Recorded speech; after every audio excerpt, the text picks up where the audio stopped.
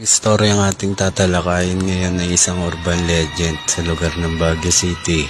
Ang Baguio ay isa sa pinakamagandang lugar na masarap pasyalan at tinadayo ng mga turista dahil malamig ang klima ng lugar. Ngunit alam nyo ba na may isang istorya noon ang nagpakalat-kalat na may nakatagong kwento ang nangyari sa dalawang magkasintahan. Ayon sa kwento, ito ay totoong buhay at hindi katanggisin. Nung bata ako ay naikwento ito sa akin hanggang sa akin paglaki, naalala ko pa rin. Sa napakalamig at napakagandang lugar ng Baguio City ay mayroon dalawang magkasintahan na itatago natin sa pangalang Edward, at simula pa lamang sa kanilang pagkabata ay hinangaan na sila ng karamihan dahil sa kanilang tila perpekto na pamumuhay at relasyon. Si Edward ay isang matipuno at napakatalino na lalaki at gwapo. Si Celine naman ay ganun din at napakamatalino at sobrang maganda. Tila baga silang perpektong magsing-irog sa kanilang lugar, kaya naman di sila maiwasang hangaan. Walang taon nilang pagsasama bilang magnobyo at nobya, asya na sila ay tuluyan ng magpakasal.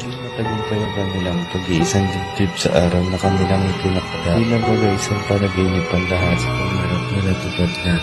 Para sa kanilang dalawa, wala na silang may hiling pa. Sa sila ay nagsama at nagbuntis sila ng isang batang babae sa kanyang sinapabunan at hindi maliwanag na Edward ang kanyang pakiramdam. At siya ay magiging isa na mabilis na kumalat ang balita sa buong baryo. Bagamat sila ay kilala, ang lahat ay mahanga sa kanila.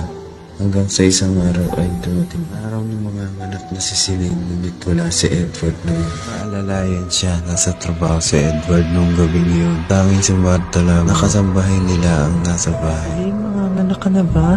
At dadalhin na kita sa ospital. Pero huwag mo na akong dalhin pa sa ospital dahil hindi ko na kaya. Tawagin mo na lang si Aling Mila. Si Aling Mila ay isang tanyag na kumadrona sa lugar. Agad na tumakbo si Martha kahit wala sa lugar na pumikidlat. Hindi nagatubili si Martha na magpunta kay Aling Mila.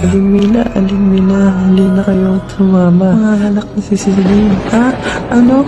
Hala, at sige magmadali na tayo. Habang sumisigaw si Celine sa kwarto, dumating na ang dali. Pinakuha si Martha. Malagam-gam na tubig at umpisahan na ang panganganak. Habang lumalakas ang pagsigaw ni Celine, tila sumasabay din ng kulog at kidlat. Nang may lumal na ang bata ay nagulat si Aling Mila. Tsura ng bata at tila ahawig ang bata sa isang alino. Mabalpon at nakakatakot ang tsura. Celine, ito na ang nakakang gulat kini Celine. Napayak ang nakita ang kanya dahil ito ay naawa at nagtaka. Paano ganito ang nangyari sa itsura ng aking anak? Nila walang ibang dapat makalam ng pangyayari nito.